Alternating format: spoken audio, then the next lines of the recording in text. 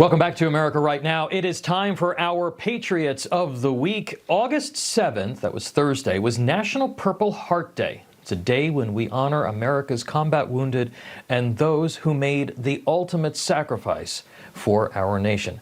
President Trump made history by welcoming nearly 100 men and women who wear the Purple Heart to the White House this week. It's the first time that Purple Heart recipients have been welcomed to the White House on National Purple Heart Day. During that ceremony, the president also signed a proclamation recognizing our American heroes. And we are joined now by three of those Purple Heart recipients who were at the ceremony. Please welcome United States Navy Hospital Corpsman and four-time Purple Heart recipient George Stavropolous. He is with me. Let's also welcome U.S. Marine Corps Corporal and two-time Purple Heart recipient Dan Clarino. And finally, U.S. Army Staff Sergeant and two-time Purple Heart recipient Dr. Vanessa Schieber. Welcome and thank you for your service and for your sacrifice. George, I want to start with you. It's the question that I think everybody was asking you when you were at the White House the other day. How do you get 4 Purple Hearts? Well, I received one on May the 14th, 1967, and I actually received 3 on July 2nd, 1967. Wow, so you were in Vietnam. You were in Vietnam, and I think that you had mentioned to me that you actually got wounded like your first week in Vietnam, but you turned down the Purple Heart because you wanted to stay. You didn't want to be sent home so quickly. That's true. It was a relatively minor gunshot wound, but it was actually the first 24 hours I was in country is when I got wounded. Mm. And I wanted to turn that down because my mother had recently been widowed. She didn't even know I was in Vietnam. And I didn't want her to find out by a telegram or anything like that. So that's why I refused the first one. Oh, it's absolutely amazing. Vanessa, you were injured in both Iraq and in Afghanistan.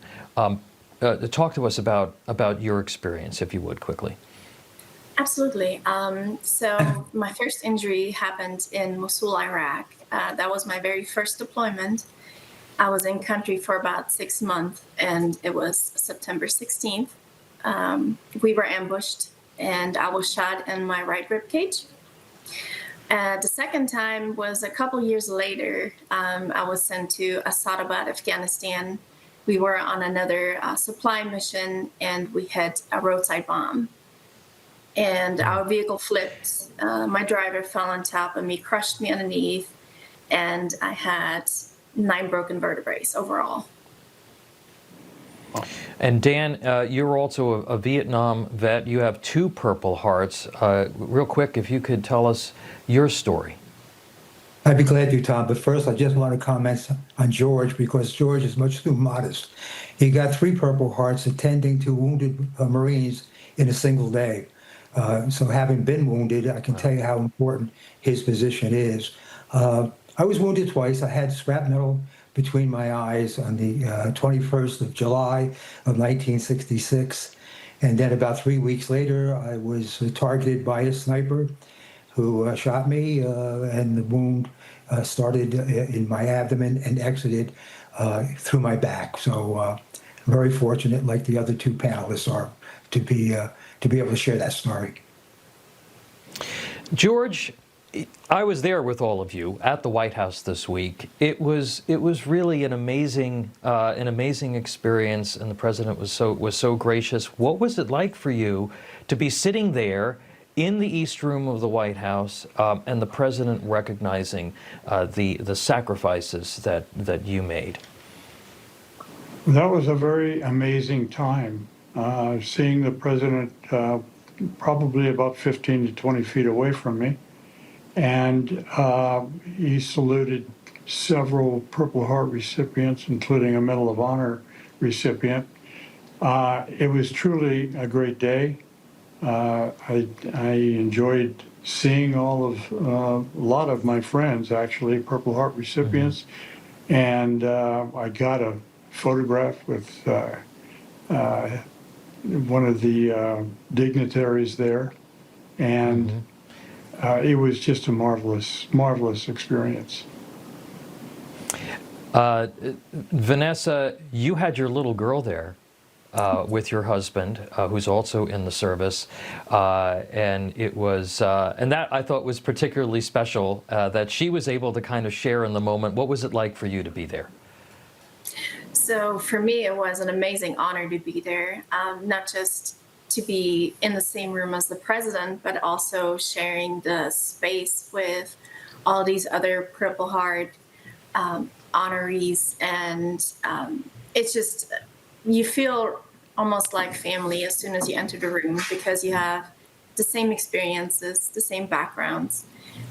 And then getting the recognition from the president on top of it, it was great. And having my family there made it even more special.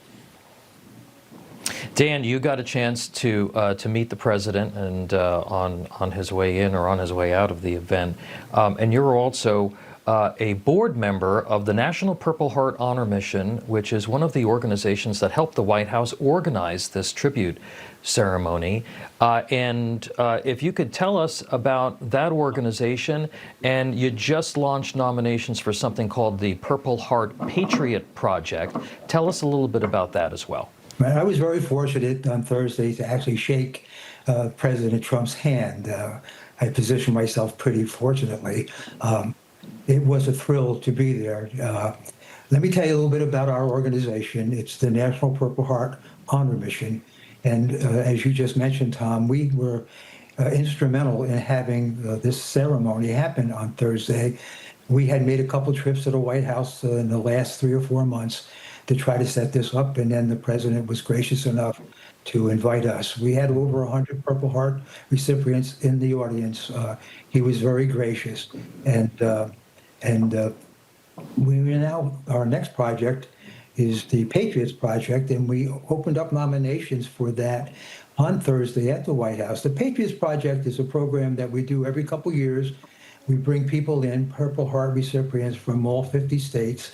That's how we first met George 2 years ago.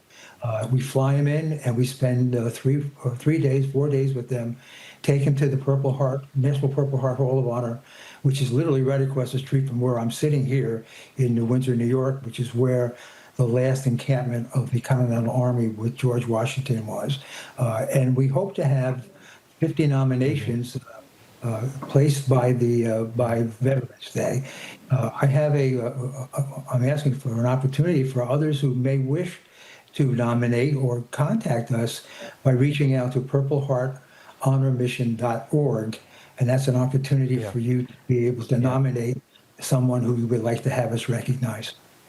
Yeah, I've attended those ceremonies, and they're really amazing experiences, and it gives the Purple Heart heroes an opportunity to also meet with each other and speak to each other about their experience, which is something that is oftentimes rare for Purple Heart heroes. So if you want to nominate somebody, it's purpleheartmission.org, purpleheartmission.org. Well, George Stavropolous, Dan Clarino, Dr. Vanessa Schieber, you're our Patriots of the Week, and you represent the 1.8 million members of our Purple Heart community and all of those heroes that bear the scars of war and those who didn't come home. So thank you so much for your service, and God bless you. Thank you, Tom. Thank you. Thank you. All right, up next, our Freedom Facts America 250 edition breaks down how George Washington's Continental Army got out of some major trouble. Plus, the founding father who gave us the legendary line, "Give me liberty or give me death." Don't go away. This is America Right Now.